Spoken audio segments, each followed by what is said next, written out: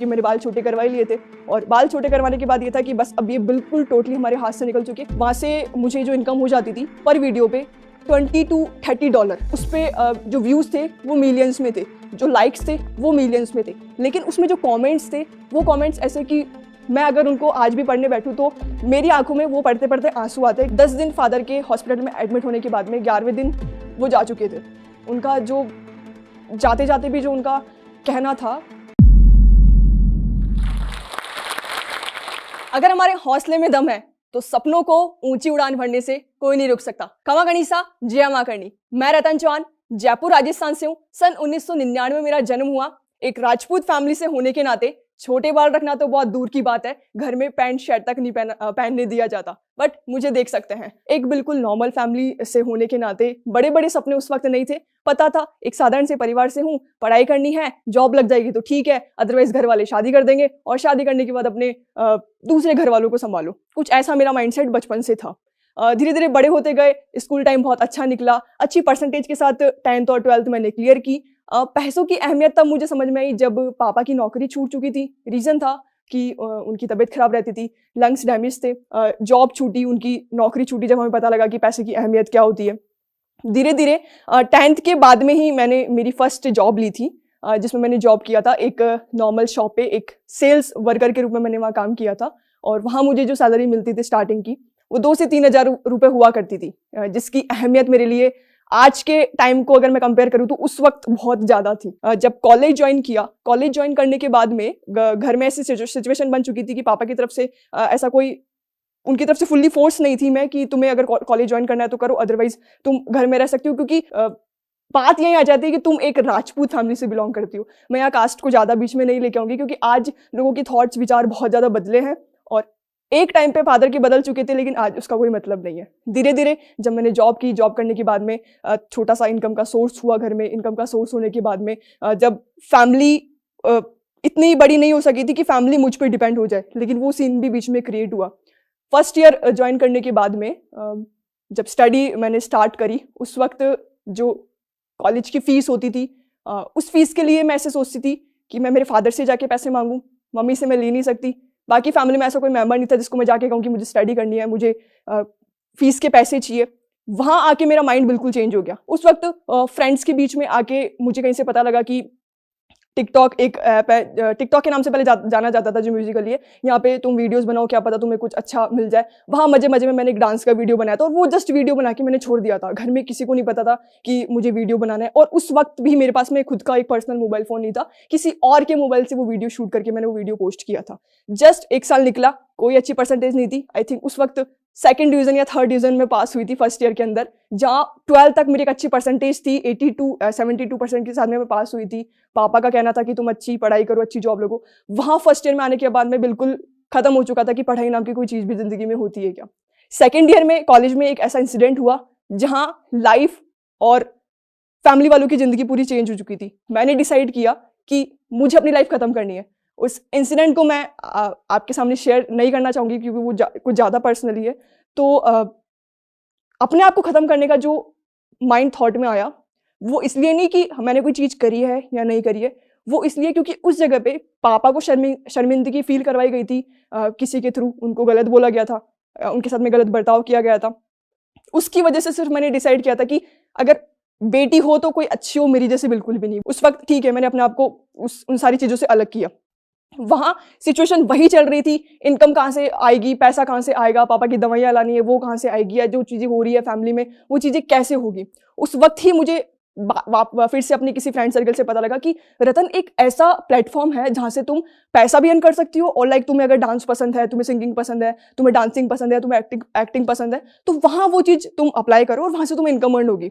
मैंने बिलीव नहीं किया था क्योंकि ऐसा तो कुछ होता नहीं है ना। हम कहीं पे अप्लाई करते तो पहले हमसे वो लोग चार्ज लेते हैं कि अगर तुम्हें डांस सीखना है, करना है तो पहले तुम हमें इसका पेमेंट करो। तो मैंने इस चीज़ पे बिलीव नहीं किया। बट फिर भी दोस्तों की बातों में आकर मैंने वीगो प्लेटफॉर्म पे अपने डांस की वीडियोस डालना स्टार्ट किए। वो भी क्यों, जो टिकटॉक पे मेरा फर्स्ट वीडियो डाला था, डांस का वीडियो था, वो बहुत अच्छा वायरल हुआ और उस पर जो व्यूज़ थे वो मिलियंस में थे, जो लाइक्स थे वो मिलियंस में थे, लेकिन उसमें जो कमेंट्स थे वो कमेंट्स ऐसे कि मैं अगर उनको आज भी पढ़ने बैठूं तो मेरी आंखों में वो पढ़ते पढ़ते आंसू आते हैं, क्योंकि मैंने किसी का कुछ बिगाड़ा नहीं, मैंने वल्गर ड्रेस नहीं लिया, मैंने कुछ गलत उसमें कहा नहीं, मैंने अब्यूजिंग नहीं किया, मैंने कुछ भी नहीं, फिर भी लोग मुझे गलत क्यों कह रहे हैं।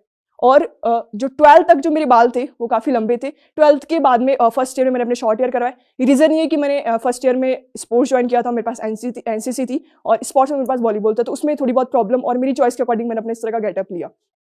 उसके बाद में धीरे धीरे जो ये चीज़ थी, जैसा कि मैंने आपको स्टार्टिंग में बताया कि बाल छोटे रखना तो बहुत दूर की बात है, हमें घर में नॉर्मल पैंट शर्ट भी नहीं पहनने दिया जाता था, लेकिन मैं घर में पैंट शर्ट के साथ में अपने छोटे बालों के साथ में एक बिल्कुल टॉम बॉय की तरह रहती हूँ, तो मेरे लिए बहुत बड़ी बात है। एक्सेप्ट नहीं किया था फैमिली ने मुझे उस वक्त पे, और चीज़ें जो थी वो और बिगड़ती जा रही थी। मेरा वीडियोस में उतर जाना, पापा का मुझसे गुस्सा रहना, घर वाले बिल्कुल मुझसे दूर हो जाना कि मतलब ये लड़की, हमने इसके बारे में क्या सोचा था, ये अच्छी पढ़ाई करेगी, ये आगे निकलेगी, हमारा समाज में नाम रोशन करेगी। वो जो सारी चीज़ें जो मेरी फैमिली ने सेट कर रखी थी वो मैं सब बिगाड़ती जा रही थी। क्यों? क्योंकि मैं वीडियोस बनाती थी। क्यों? क्योंकि मैं डांस करती थी, क्योंकि मैं एक्टिंग करती थी, क्योंकि मैं ये इन सारी चीज़ों में आ गई थी। तो लोगों का, मेरे फैमिली वालों का हो गया बंटाधार, जो हम चाहते थे वो तो कुछ नहीं है, अब इसको उतारो शादी के अंदर, क्योंकि मैंने बाल छोटे करवा लिए थे। और बाल छोटे करवाने के बाद ये था कि बस अब ये बिल्कुल टोटली हमारे हाथ से निकल चुके।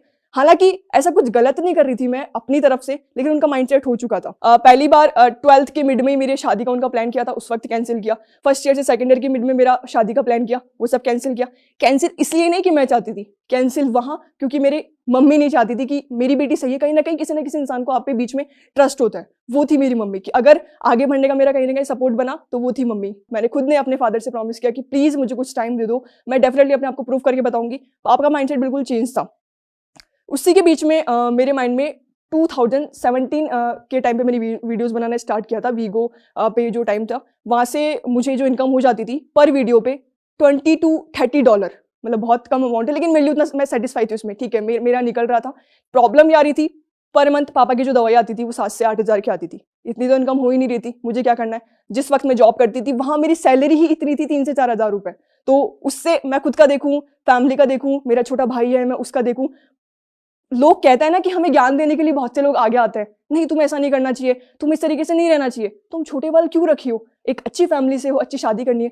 ज्ञान देने के लिए हजारों लोग आपके सामने आते हैं, हजारों लोग पीछे से, आगे से, आजू बाजू से, सब लोग बोलने के लिए आ जाते हैं। लेकिन जब इंसान को सपोर्ट की जरूरत पड़ती है, जब इंसान को पैसों की नीड होती है या किसी भी तरह की नीड होती है, तब कोई इंसान सामने नहीं आता है। सेम एक उस एज में मैंने सारी चीजें फेस कर ली थी, जहाँ आज की जो मेरी एज है वो घूमने फिरने की, अपना लाइफ बिल्कुल एंजॉय करने की, ये मेरी एज है। मेरा भी ऐसा सपना था कि मतलब लाइक पीछे फैमिली का सपोर्ट होता, कहीं तुम्हें जाना है तो मैं तुम्हारे साथ हूँ, तुम्हें कुछ करना है तो मैं तुम्हारे साथ हूँ, तुम्हें जो करना है वो करो। आज मैं अपनी फैमिली को कहती हूँ कि आप लोगों को जो करना है करो, मैं आपके साथ हूँ, कहीं जाना है जाओ, मैं यहाँ बैठी हूँ, आपको जो करना है करो। मैंने डिसीजन लिया अपना एक खुद का स्टोर ओपन करने का। वो स्टोर ओपन का आइडिया मेरे माइंड में तब आया जब मैं अपने कमेंट्स देखती थी वीडियो की, तो वहां लोगों को मेरा ड्रेसिंग सेंस बहुत पसंद आता था कि रतन तुम्हारा ड्रेसिंग सेंस बहुत अच्छा है, तुमने जो शर्ट पहना है तुमने कहाँ से परचेज किया, या तुमने जो ट्राउजर पहना है, तुमने जो जींस पहनी है वो तुमने कहाँ से परचेज की। तो वो चीज मेरे माइंड में क्लिक हुई। मेरी एक कॉलेज फ्रेंड है अक्षिता, हम दोनों ने साथ में मिलकर एक प्लान किया कि ठीक है हम अपना काम स्टार्ट करते हैं। स्टार्ट कहाँ से करते हैं, तुम्हारे पास पैसे हैं? अक्षिता मुझसे छोटी है वो, इस चीज में तो मैं हेल्प नहीं कर सकती, लेकिन आइडिया मैं आपको बहुत से दे सकती हूँ। फैमिली, पापा आप मेरी इसमें हेल्प कर सकते हैं, पैसा मेरे पास में नहीं है। लेकिन जब उन्हें लगा कि हाँ ये कुछ करेगी, कुछ कर पाएगी, उनका इसमें भी माइंड चेंज कब हुआ, जब फैमिली वालों की तरफ से उन्हें कोई रिस्पॉन्स मिलना बंद हो गया कि अगर मेरी महीने की दवाई नहीं आ रही है तो क्यों नहीं आ रही, मेरे फादर या मेरा कोई और तो इस चीज में सपोर्ट कर सकता है ना। लेकिन कहीं से सपोर्ट नहीं था। उन्होंने कहा ठीक है तो स्टार्ट कर। उन्होंने अपने किसी फ्रेंड से, आई थिंक मुझे याद है, उन्होंने 25 से 30 हज़ार रुपए उन्होंने उधार लिए थे।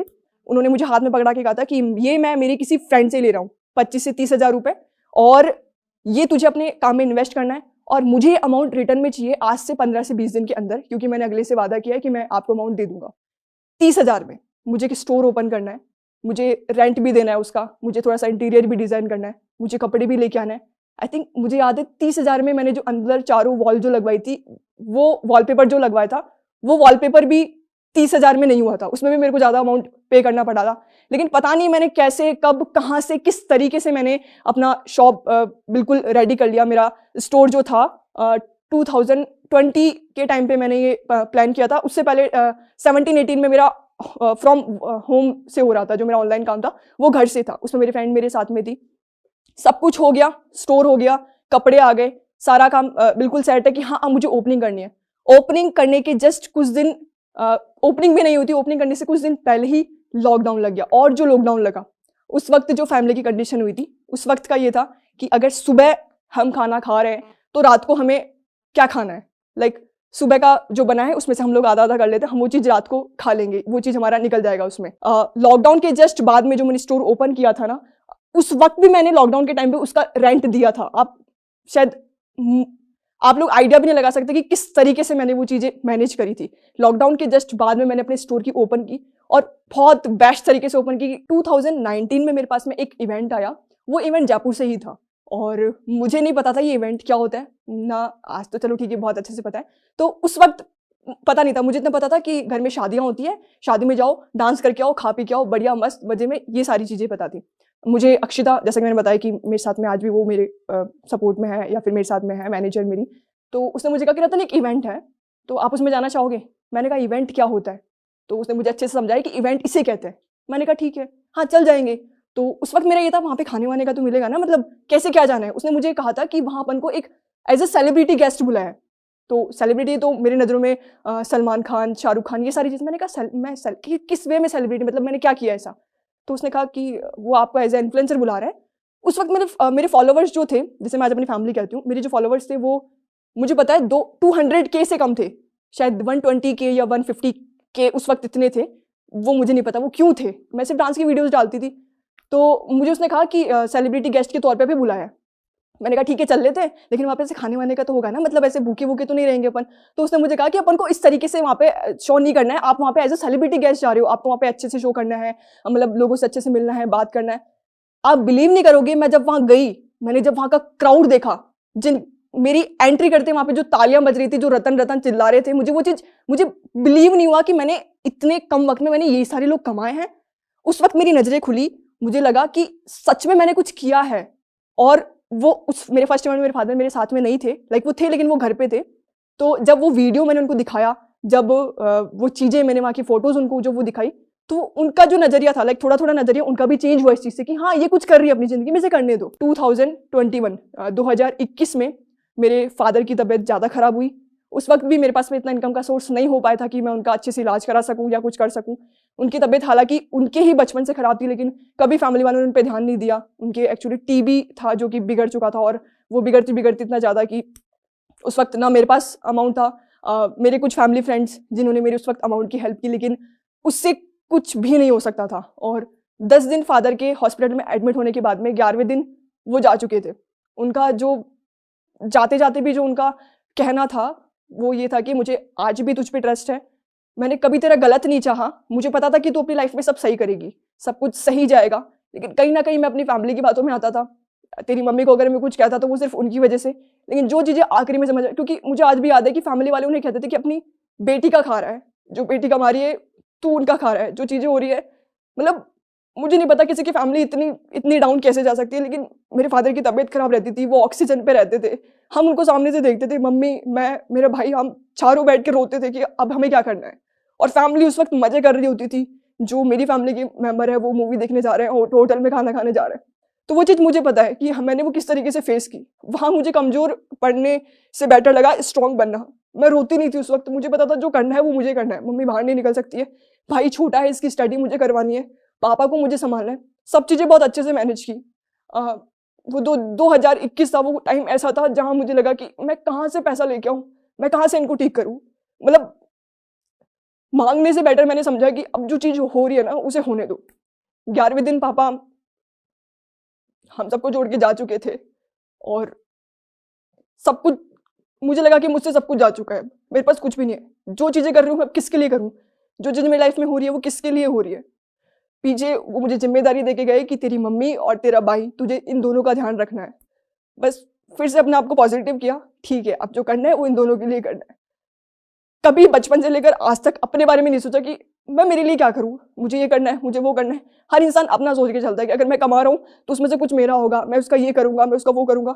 मैंने हमेशा से बचपन से भी पापा को सोचा, उनके जाने के बाद अपने मम्मी और भाई का सोचा कि अब जो चीज़ें हो रही है वो उन दोनों के लिए हो रही है। फिर से अपने आप को पॉजिटिव किया, अपना स्टोर ओपन किया। आज मेरे 2 स्टोर हैं जयपुर में, जो मेरा स्टॉक जाता है आउट ऑफ इंडिया भी जाता है। तो मतलब चीज़ें हो रही है, लेकिन जिस तरीके से की वो मुझे पता है कि क्या था।